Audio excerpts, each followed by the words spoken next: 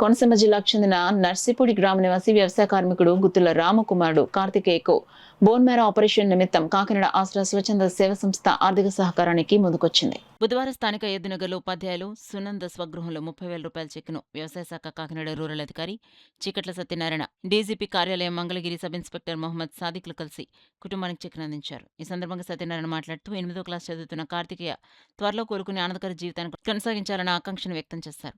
ఆసరా స్వచ్ఛంద సేవ సంస్థ ద్వారా ఆర్థిక సహకారాన్ని అందించామన్నారు. సంఘ సభ్యులందరూ కలిసి మొత్తాన్ని సేకరించామని చెప్పారు. కార్యక్రమంలో ఆసరా స్వచ్ఛంద సేవ సంస్థ వ్యవస్థాపక అధ్యక్షులు అలీం, ఎస్కే వలీ బాషా, అజహర్, మొహమ్మద్ జిలానీ, మొహమ్మద్ సందాని, ఏవి ప్రసాద్, మొహమ్మద్ అలీ, మొహమ్మద్ సుల్తాన్, రహమానీ, డాక్టర్ బాబు, నదీం పలువురు పాల్గొన్నారు.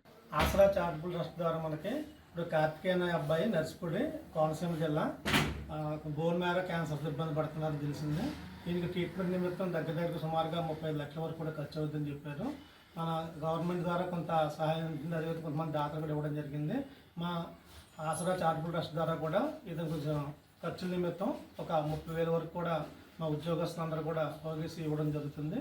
దీన్ని ఈ అబ్బాయి మనకు సంబంధించి ఈ క్యాన్సర్ సంబంధించి బోన్ మ్యారో వ్యాధితో బాధపడుతున్నారు కాబట్టి దీనికి ఇచ్చిన మా 30,000 కూడా ఒక ఖర్చుల కింద సహాయపడుతుందని ఆశిస్తూ నర్సిపూడి గ్రామానికి చెందిన ఉత్తర కార్తికేయకి మరి ఈరోజు ఆసరా చారిటబుల్ ట్రస్ట్ తరఫున దాతలందరూ కూడా తలో కొంత ఆర్థిక సాయం చేసి ఒక 30,000 రూపాయలు ఈ పిల్లవాడి ఆరోగ్య నిమిత్తం బోన్ మ్యారో ట్రాన్స్ప్లాంటేషన్ కోసము అయ్యే ఖర్చుల నిమిత్తం మరి ఇవ్వడం జరిగింది.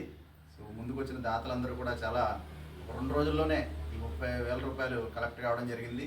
ఈరోజు వీళ్ళు కాకినాడ రావడం, కాకినాడలో మన సునంద మేడం గారి ఇంట్లో ఈ జరిగిన ఈ కార్యక్రమంలో మరి ఈ అబ్బాయికి ఆర్థిక సహాయం అందించడం జరిగింది. మరి ఆర్థిక సహాయం అందించడమే కాదు, ముందు ఏమన్నా ఇబ్బందులు ఉంటే మేము ఇంకా మరింత ముందుకొచ్చి ఈ సభ్యులందరూ కూడా తలో చేసి ఈ బాబు యొక్క జీవితాన్ని నిలబెట్టడానికి మేము ముందుకు వస్తామని తెలియజేసుకుంటాము. త్వరగా ఈ బాబు కోలుకోవాలి, మళ్ళీ స్కూల్కి వెళ్ళి చక్కగా చదువుకుని మంచి అభివృద్ధిలో రావాలని కోరుకుంటాము. ఇంతమందిని కూడా మోటివేట్ చేసిన మరి ఆసరా వ్యవస్థాపక అధ్యక్షులు అలీం గారికి మరి నిజంగా మా అందరి తరఫున కూడా కృతజ్ఞతలు తెలియజేసుకుంటున్నామండి.